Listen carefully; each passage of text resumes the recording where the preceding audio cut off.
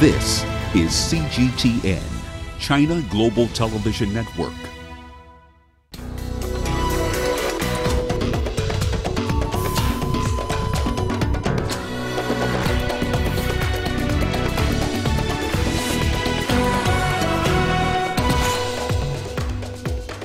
Sudanese awake to a new military leader, but protesters vow to continue agitating for a civilian administration. Their first act of defiance was disregarding a nighttime curfew. We have lined up comprehensive coverage of this developing story, including reactions from across the world. Hello and welcome to Africa Live on CGTN with me, Beatrice Marshall, in Nairobi. Also ahead on the program. In business news, the International Monetary Fund urges Nigeria to cut tax exemptions and incentives. And South African President Cyril Ramaphosa takes his election campaign trail to the troubled town of Alexandria. We begin with developing stories in Sudan, where Sudan's defense Defense Minister Awad Mohamed Ahmed bin Auf has been sworn in as the head of a transitional military council. This is after the ousting of long-time ruler Omar al-Bashir following months of protests calling for him to step down. The military said Bashir had been arrested and was in a safe place, prompting celebrations from protesters. A one-month curfew has been put in place in line with a 3-month state of emergency that is meant to aid a 2-year transitional period headed by the military council. The council said the country's constitution has also been suspended by Ibn Auf, who was also serving as Sudan's vice president after he's appointed by Bashir in February this year. While the military takeover in the Sudan is not what many protesters were yearning for, they want power transferred to a civilian transitional government. Demonstrators say they would not accept an administration led by the military and security figures or by Bashir's aides, claiming it fails to represent the will of the people. Organizers of the protest have vowed to continue with rallies until their demands are met. If they do not bring a civilian government representing the Sudanese people properly, our revolution will be incomplete and it will not represent the hopes and dreams of the Sudanese people. And for this reason, we will continue to protest and we will stay at the square until all our legitimate demands are met. Well, let's get more now on this developing story out of Sudan. Well, an in-depth analysis on this situation. We are joined live by political analyst Ziad Akel. He's joining me from Cairo in Egypt. Ziad, thank you for joining us here on Africa Live. Sudanese have woken to a new ruler in the country. What are your expectations, though, for the new leadership?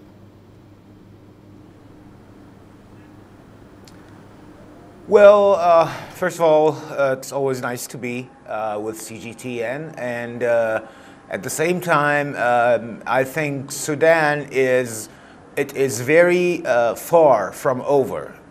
Things are not concluded at the moment, and there are so many perspectives that we have to take care of. First of all, there is a sort of a conflict between the majority of the protesters, specifically those that you can call professional elites, and as well as with the army. There is a lot of fear from the protesters that this move will end up in some sort of a military dictatorship. And there are already rising conflicts at the moment between both parties, the military and the protesters. It is, of course, there is a lot of joy because al-Bashir is out of the picture, but this does not mean that the situation is stable or that it is about to be over. No, we are about to witness a new phase after the removal of al-Bashir from authority. So protesters, though, do not seem happy with the military takeover and are still pushing for civilian rule. Are their demands likely to be met, though? It is still too soon to say what the Sudanese military is about to choose and about to do. Let us bear in mind that there are a lot of international forces that are interested in the situation in Sudan and that have vital interests going on in Sudan. Sudan is some sort of a portal between southern and central Africa all the way to northern Africa. Therefore, there will be a lot of European powers as well as other powers within the international community concerned about it. These international interests will of course influence the decision being made by internal domestic forces in Sudan, as well as the intensity of demonstrations and protests within the Sudanese inside. And among the conditions, among the conditions imposed by the new leader of Sudan is a nighttime curfew, but this has already been defied by protesters. What's likely to happen next? Well, I believe that what is most likely to happen is two things. First of all, is that the Sudanese authorities will issue some form of a roadmap for the coming period, while the international community, most probably through the UN, will also interfere with a vision of a roadmap for the coming phase.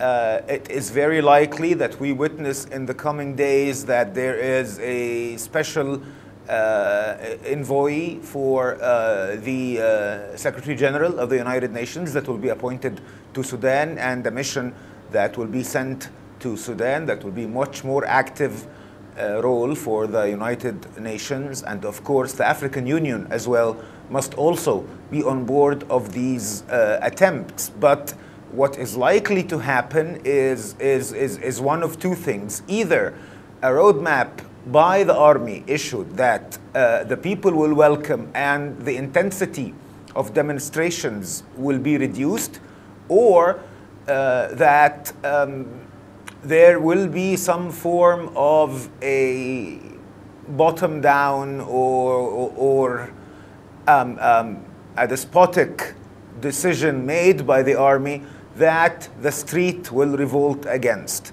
But I believe that the international community will not allow this to happen in Sudan at the coming period, but it is nowhere near from stability. Ziad Akul joining us there from Cairo with that update on Sudan. Thank you. Meanwhile, the ouster of Bashir has raised concerns about whether neighboring South Sudan will be negatively impacted. South Sudan is struggling to regain stability after 5 years of civil war. Bashir was heavily invested in the success of the South Sudanese peace process. On the streets of South Sudan's capital, Juba, celebrations welcome Bashir's removal. I'm very happy because in 30 years, there are children who've been born since the time former President Omar al-Bashir took power. Hunger in this country is because of al-Bashir's problem and the government of South Sudan. They closed the whole border and nothing comes through. But now we can breathe a little. While they celebrate, there is much uncertainty about what comes next. The ousted Sudan leader helped broker the South Sudan peace deal last year. The stability in South Sudan, the peace process in South Sudan affects also the North, economically, security-wise. So I think they will focus to see that nothing is disturbed. We are sure the new system in Khartoum will try to see that more relations than before will be built. So we only appeal to the new system to ensure that the country becomes stable as soon as possible. Time has come for new political actors in the Sudan who must be interested to see into that South Sudan is stable. Bashir had for decades waged fighting with southern Sudan, which ultimately separated from the north in 2011 and became South Sudan. Chamhono, CGTN. The African Union has condemned the military takeover of government in Sudan. It says this is unconstitutional and goes against the leadership instruments of the Union, which respect democracy and constitutionalism. The African Charter on Democracy, Elections and Governance, which strongly condemns the unconstitutional change of government, and which also commits African Union member states to the respect of law, constitutional order and human rights. And so in view of these ongoing developments, the chairperson is reiterating those provisions of those AU instruments very strongly and is looking forward for the swift convening of the African Union Peace and Security Council to consider the situation and take the appropriate steps. Meanwhile, the United States has suspended discussions with Sudan on normalizing relations. The lifting of a 20-year-old trade embargo against Khartoum by the Obama administration paved way for the so-called Phase 2 of talks between the two countries. The U.S. recognized Sudan's assistance in fighting ISIL as well as improving their human rights record. Sanctions were initially imposed on Sudan in 1997 and increased in 2006 following violence in the country's Darfur region. The U.S. is calling for a peaceful and democratic Sudan that deserves a transition in less than 2 years, announced by Ibn Auf. As events unfold, the United States continues to call on transitional authorities to exercise restraint and to allow space for civilian participation within the government.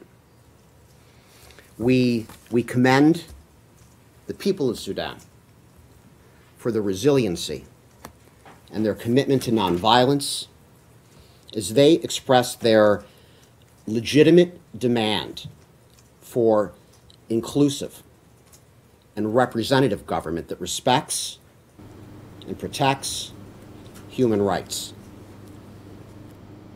Russia's foreign ministry has called for a peaceful and democratic transition in Sudan and called on all sides to act responsibly.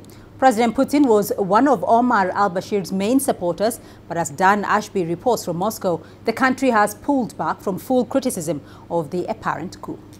There was some initial criticism from Russian lawmakers about the coup, but here's the crucial thing. Russia's foreign ministry has not directly and explicitly criticised the coup. Instead, they have called for all forces to act responsibly and asked for Sudan to find a peaceful and democratic solution to the coup and to what's going on. That statement is further bad news for Omar al-Bashir because it shows that Russia is taking a pragmatic approach and is not calling for his return. But Moscow's relationship with Sudan has been controversial in the past, particularly since Moscow confirmed that Russian private companies had been involved in training up security forces in Sudan. Now, of course, though, it will be for Sudan's new leaders to decide what role Moscow will have. Dan Ashby, CGTN, Moscow. You're watching Africa Live, still ahead on the program. We'll update you on the battle to control Libya's capital, Tripoli. And South African President Cyril Ramaphosa takes his election campaign to the troubled township of Alexandra.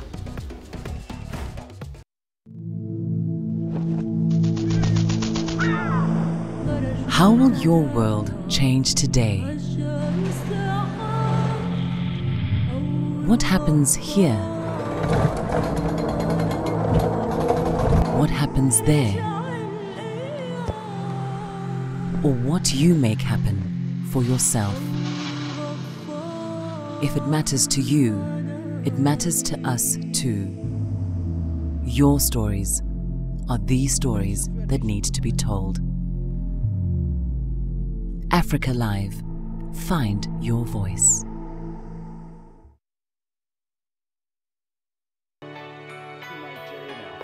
Economic data out of the country. The country's foreign currency reserves. With a dedicated and diverse team of anchors, CGTN now brings Africa to the palm of your hand. I'm Penina Karibe in the heart of Nairobi, which is bustling. From everyday heroes to the continent's most powerful figures, we bring their voices to you. We haven't changed. And this is something most of us are very excited about. We bring you news that's changing perspectives.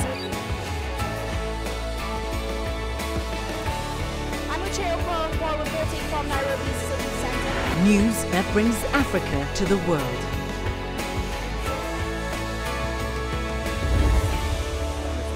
CGTN.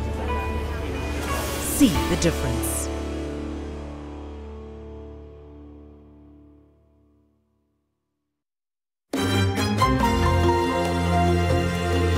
Africa Live. Find your voice.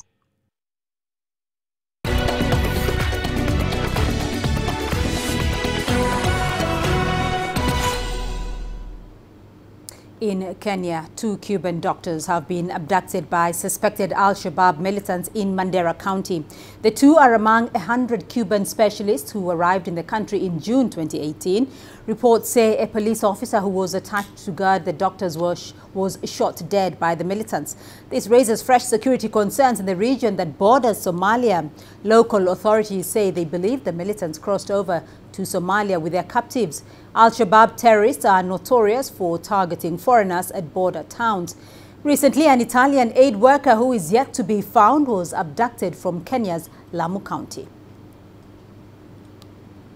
And now for the latest in Libya, General Khalifa Haftar's offensive to take over Tripoli has come up against strong resistance on Thursday.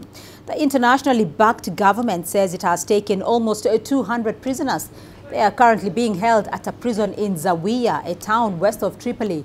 Officials allied to the Tripoli government are accusing Haftar of using teenagers in the ongoing battle. Reports say that 116 pro-Haftar fighters were captured in Zawiya and 75 more from Ain Zara on the southern outskirts of the capital.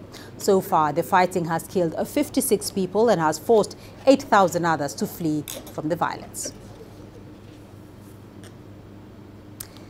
Let's now move to Uganda, where the country has passed a law recognizing persons with albinism under the category of persons with disability.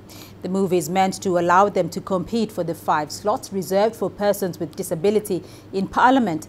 Persons living with albinism lobbied for the distinction. They say without it, they had difficulty competing for parliamentary seats because of discrimination.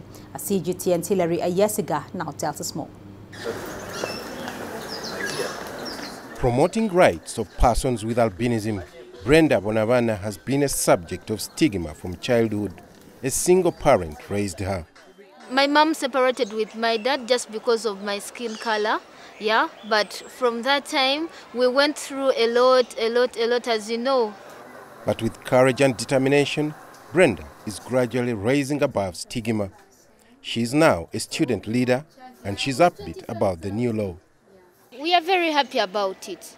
Yes, because it is giving us a platform, we as leaders. Yes, it is giving us a platform to do the representation. Of course, if you do not have someone who represents you, your voice can never be heard.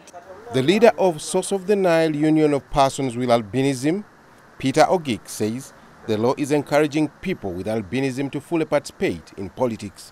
Most of us, we've been fearing so much, and you find even those who had intentions to come and represent their voices at the parliament, they were fearing. But through this amendment, it's really empowering them, empowering us to come and speak out our voices and to really bring out issues that we think can better our lives and our human rights, just like anyone else. Persons living with albinism in Uganda face challenges of stigma, kidnap and cancer-related diseases. Some of these have been addressed in the new law. This amendment, it gave a lot of things, including the provision of free sunscreen lotions by the state, because, you know, many people are dying of skin cancer, they couldn't afford to buy this sunscreen lotion. Figures from Snooper show that there are more than 4,000 persons with albinism in Uganda, but government says this number may be underreported and there could be more. And out of these, Snooper says ritualists have attacked 1 in every 5 persons with albinism. A 2018 report by Amnesty International blames authorities in Africa for failing to protect the albino population. The amended law comes at a time when there's growing stereotype and attacks on persons living with albinism for their body parts. It's hoped that the introduction of tougher laws could put an end to this problem. Hilary Isga, CGTN, Kampala. In South Africa, service delivery protests have sprung up in various parts of the country ahead of national elections in May. Alexandra, one of the country's oldest townships, has been at the center of these protests. South African President Cyril Ramaphosa took his election campaign to the troubled township to hear residents' grievances. Here's CGTN's Julie Shire with more details. It's been a week of protests in Alexandra. A lack of basic services, crippling crime and drugs are at the heart of residents' concerns. We're 3 kilometers down from Sandton, the richest square mile on the continent, and this is Alexandra Township. And it is because of these conditions that the residents of Alexandra Township are so angry and are hoping for change. There's been many failed plans to rejuvenate the township. Johannesburg is now run by the Democratic Alliance. The residents here believe their troubles have not been heard. It's unfortunate that the Mayor Mashaba, instead of coming to meet the community to hear what the community wants, he decides to play political game. You know, he's playing political blame and those kind of things, and it does not help. A war of words has broken out between the DA and the ANC over who is to blame for the mess in Alexandra. But South Africa's president is trying to rectify the situation. Your message is very clear, and your message has reverberated and gone throughout the whole country.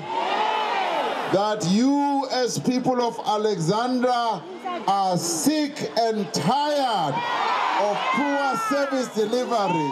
You want people who are going to serve you better so that your lives can improve. I hope today Ramaphosa will change everything for us, and I'm happy for him to come to Alexandra. Whatever the political approach, poverty, crime and inequality remain the problems in this township. And regardless of who wins the upcoming elections, Alexandra residents will not rest until their issues are dealt with. Julie Shara, CGTN, Johannesburg, South Africa. And still in Alexandra Township, where the first service delivery protests erupted last week, some residents remain disillusioned with the upcoming general election. Many do not believe that a visit from the country's president will improve their situation. CGTN's Brian Toussaint reports. Residents like Joanna DeSella of Alexandria Township in Johannesburg are questioning why they should vote in May's general election. Living in cramped, squalid conditions, they are disillusioned after years of unfulfilled promises.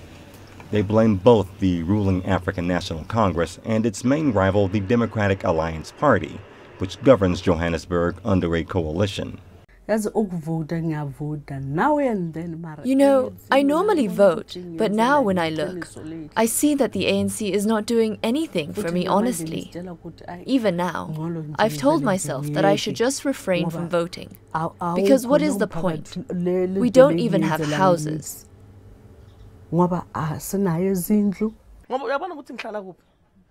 Can you see where I live? This is a one-room shack, and I have to live with all my children in it. For instance, if one child is bathing, we all have to step out of the house. If my husband has to bath, the children have to leave the house too. And we don't work. The government is not giving us jobs. We get nothing. Alexandra residents recently took to the streets protesting overcrowding and the lack of public services.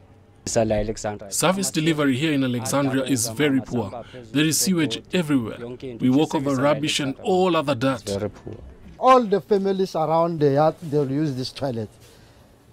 Maybe from now, let me say, more than 12 families, 12 families, they'll use this sanitation. So here, we have to improvise. The ANC is expected to win another parliamentary majority next month, but if voter turnout is low and opposition parties manage to form a coalition, it could lose control of the Gauteng province, where Johannesburg is located. Brian Toussaint, CGTN. The Tunisian Ministry of Public Health and volunteers from a caravan have launched a cancer prevention and treatment project. The initiative aims at providing free cancer screening. The project has received a strong support and encouragement from the local authorities and residents. Here's Adnan Chauchi with the details. The Ministry of Public Health and volunteers from the civil society in Tunisia have launched an ambitious project. The Solidarity Caravan with Cancer Patients has traveled to many cities to diagnose cancer and help patients who do not have access to basic health care. This caravan has become a tradition in Tunisia. Doctors and the medical staff travel to remote areas and provide free treatment and cancer screening. This is the duty of the civil society and the state. Experts noted that the number of colon cancers has spread in the country in recent years. We've made over 200 cancer screenings this week. We focused mainly on breast cancer, cervical cancer, colon cancer, which are spread in Tunisia. It's the second most spread according to the latest data. Primary school pupils were also informed on cancer. There are about 300 children diagnosed with cancer in the North African country. People usually realize they have cancer at the final stage, when it's already too late. This caravan demystifies cancer, makes treatment accessible, and informs women and cancer patients in general, especially children. 12 people were diagnosed with cancer in the first week of the Solidarity Caravan. Tunisia aims to enhance patient care and broaden prevention. Tunisian authorities and the civil society have pledged to tour the country in 2 months. This project has given hope to hundreds of cancer patients. Doctors here believe that boosting patient morale and improving medical services will save lives in the North African state. Adnan Chauchi, CGTN, Tunis. The Nigerian government has declared a state of emergency following rising maternal and child mortality rates. The government is pledging to establish a national emergency center to address the issue. Nigeria has one of the highest rates of maternal, newborn and under 5 child mortality in the world. CGTN's Deji Badmus reports. This is what a typical primary healthcare center in most areas of rural Nigeria looks like, and that is in places where one even exists. The healthcare center, located in a remote community in Nigeria's northwest Zamfara state, lacks all the basic requirements the country's National Primary Healthcare Development Agency says a primary healthcare center should have. No doctor, no pharmacist, no staff nurse, no labor room, children and female wards, no ambulance, and much more. This is at the very heart of what has been driving up Nigeria's maternal and child mortality rate in the last 3 decades. It's estimated that every day Nigeria loses 2,300 children under 5 years old and 145 women of childbearing age. Worst affected are rural communities where healthcare facilities are often non-existent, and where it is available, it is poorly equipped. There is also an issue of inequality because it's not every person or every community or every class of people that are dying the same. They are the poorest who are dying the more. They are them who are there in the remotest villages, difficult to reach, without health facility, who are dying more than those who are better off. Health authorities in Nigeria are taking what they describe as a decisive action to address the age-old problem. The country's National Primary Healthcare and Development Agency has now declared a national emergency on maternal, newborn and child deaths, vowing to reverse the trend. We commit to urgently take action to provide leadership to rapidly reverse maternal, newborn and child deaths by half by 2021. Through interventions that target the primary healthcare and community levels. The agency is also setting up what it calls emergency maternal and child health intervention centers at both federal and state levels to work to achieve its targets. Our third commitment is that for every death of any woman that is related to childbirth, we will provide toll-free numbers for Nigerians to call. We will take steps to investigate such deaths and respond within the ambit of the law in order to raise the sense of accountability for such preventable deaths.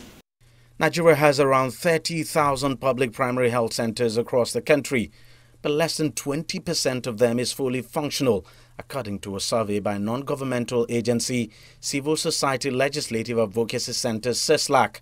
Turning around the state of these health centers would dramatically reverse the trend in Nigeria's maternal and child mortality rate. Deji Badmo, CGTN, Lagos, Nigeria. And moving down south, Zimbabwe's government will exhume and rebury some of the people who died during a 1980s government crackdown. The move has been welcomed by many and will help bring closure for thousands of affected families. Here's CGTN's Farai Mwakutuya with the details. Zimbabwe's government will exhume and rebury victims of the Gukurahundi massacres, offer medical assistance and issue relevant documentation as it seeks to heal festering wounds. About 20,000 people are believed to have died during the crackdown on alleged dissidents in the Matabeleland and Midlands provinces in the early 1980s. The government has previously been accused of failing to acknowledge the full extent of the disturbances, suppressing any public discussion about them, and not doing enough for the affected communities. After meeting civic society groups in the affected region last month, President Emmerson Mnangagwa has now moved to address the lingering issue. People from Matabeleland have been crying out for closure. Many people want to move on. A lot of people died, and some disappeared, and some of the death certificates that people obtained do not actually show the truth of what happened. All these things need to be corrected. Amnesty International was involved in documenting the deaths during the massacres and says more will need to be done. Certainly, compensation has to happen, some kind of reparations, at least to heal the wounds, and some sort of memorial to say to the people of Zimbabwe, this should never happen again. No Zimbabwean should ever be killed because they hold different political opinions or they look different from the other person. Going that further step may help bury the ghosts from the past and win back the public's trust in the government. Farai Mwakutuya, CGTN, Harare, Zimbabwe. We're taking a short break here on Africa Live, but still ahead on the program. The International Monetary Fund urges Nigeria to cut tax exemptions and incentives. And Saudi Aramco bonds slip in trading despite record demand. Africa is the nexus of enterprise, and global business will tell you why it matters. From the mega investment projects to multi-billion-dollar mergers and acquisitions. Africa today collects, just in terms of revenues from taxes alone, $545 billion a year. If you take 10% of that and you devote it to the energy sector, problem solved. All this on Global Business, weekdays at this time on CGTN. There's more to this place than just glorious landscapes. There's more to it than just, say, Table Mountain or glorious, endless salt flats. There's more to it than countries that are home to some of the deepest mines in the world. There is so much more to this place, even if it is home to some of the finest diamonds on the planet. It is the sheer diversity of the people who call Southern Africa home, and the relentless drive to make it a better place that make it so special. And we know that because this too is home.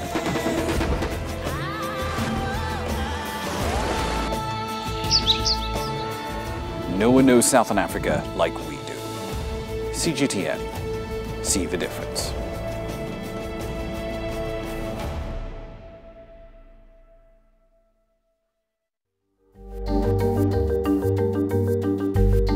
Africa Live. Find your voice.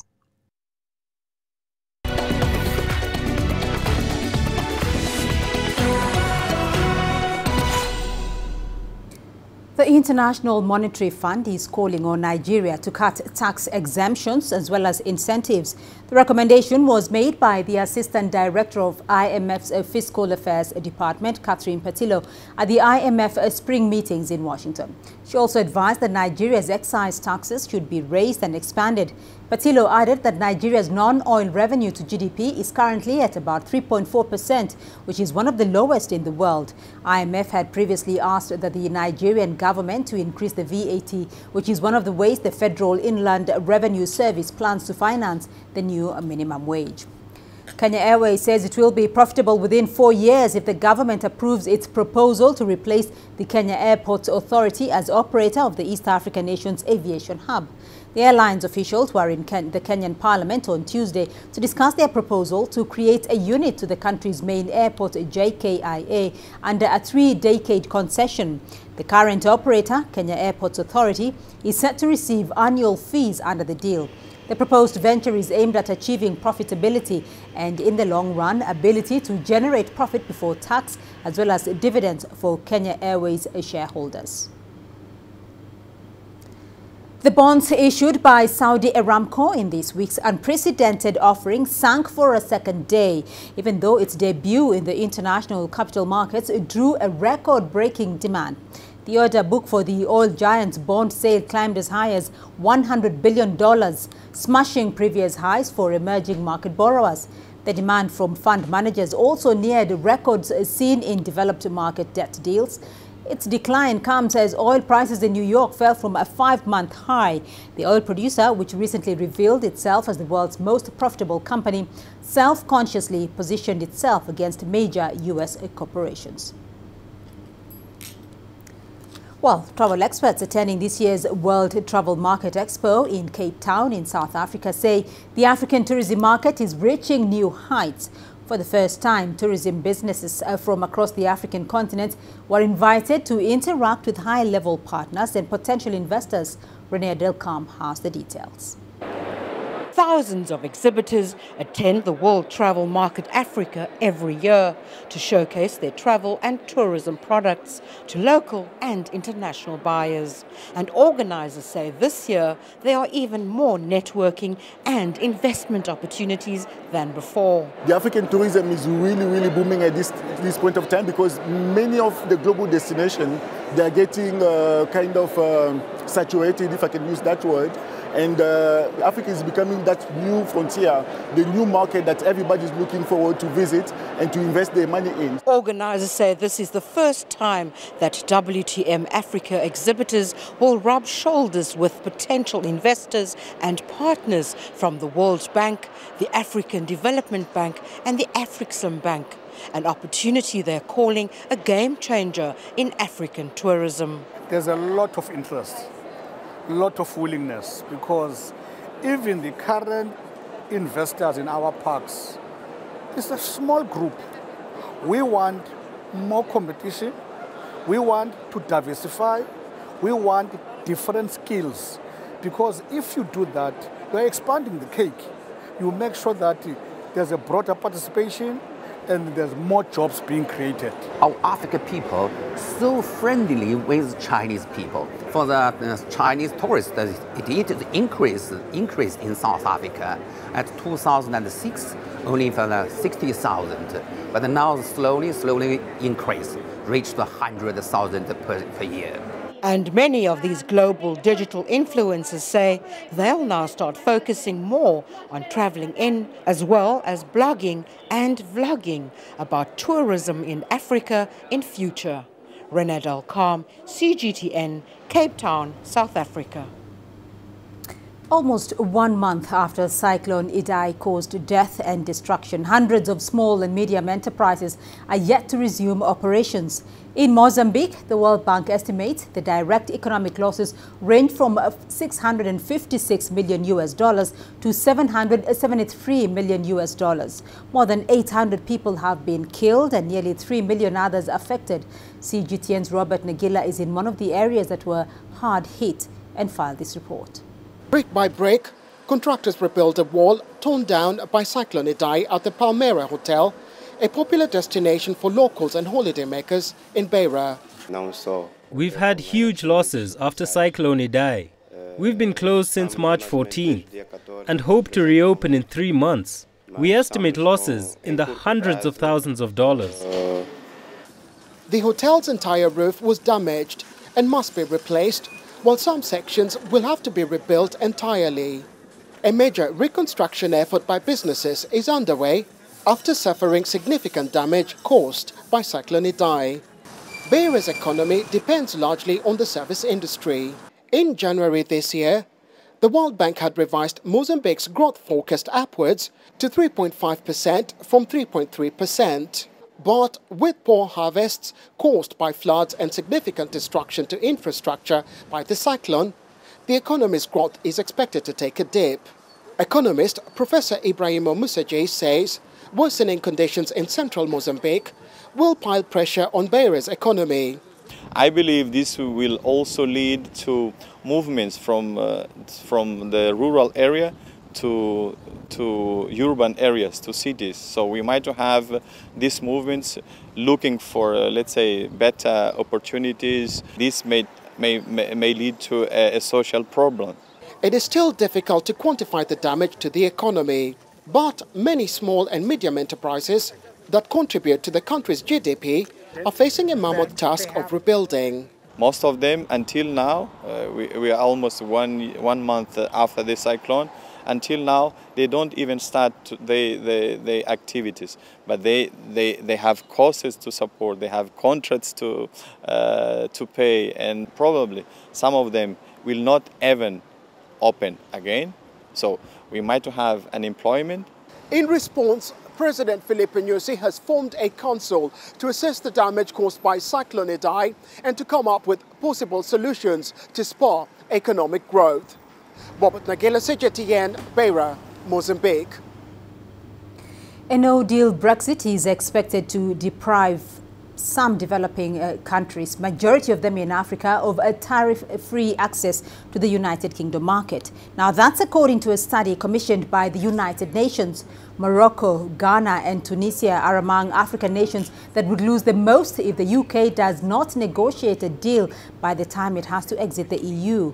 Total export losses from 20 African countries are expected to be as much as $420 million.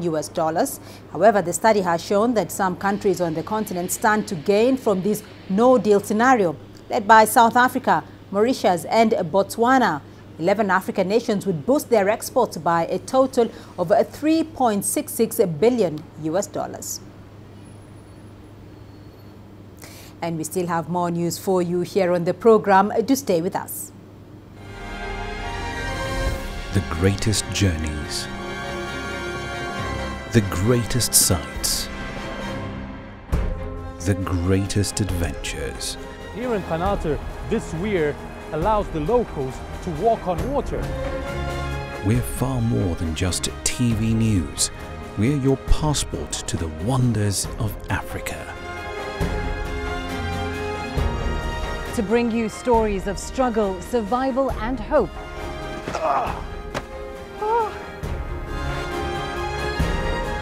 So let's explore.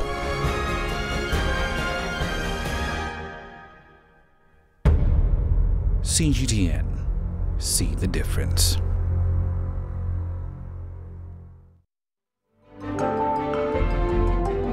Africa Live. Find your voice.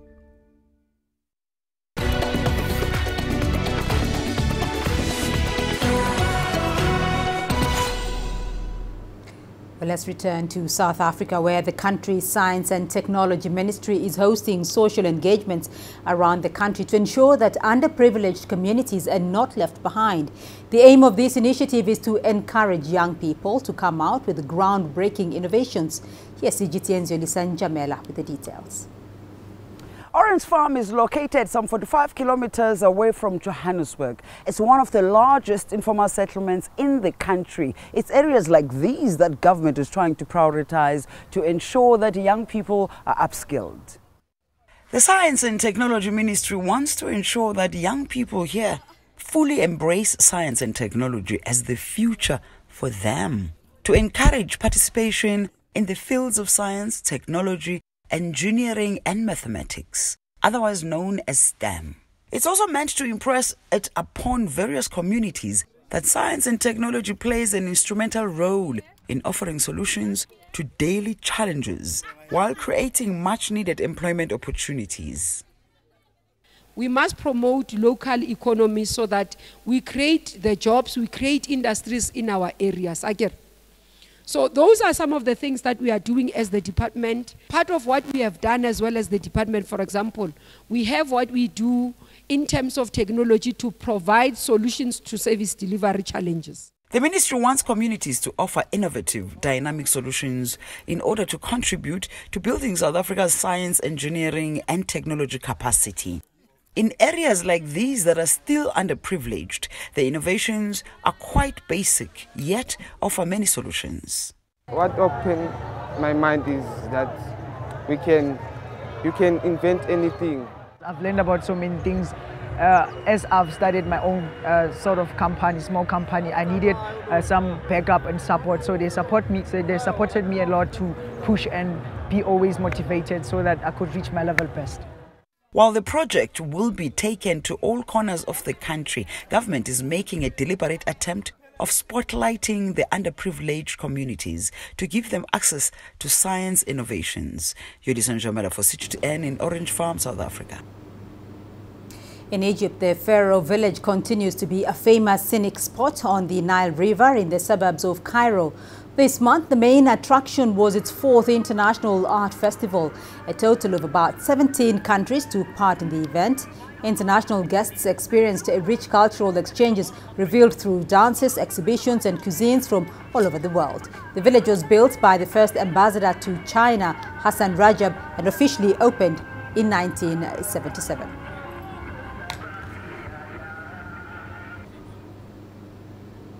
And your sports news coming up next. Here's what's ahead. Hosts Egypt finalizing preparations ahead of Friday night's 2019 Africa Cup.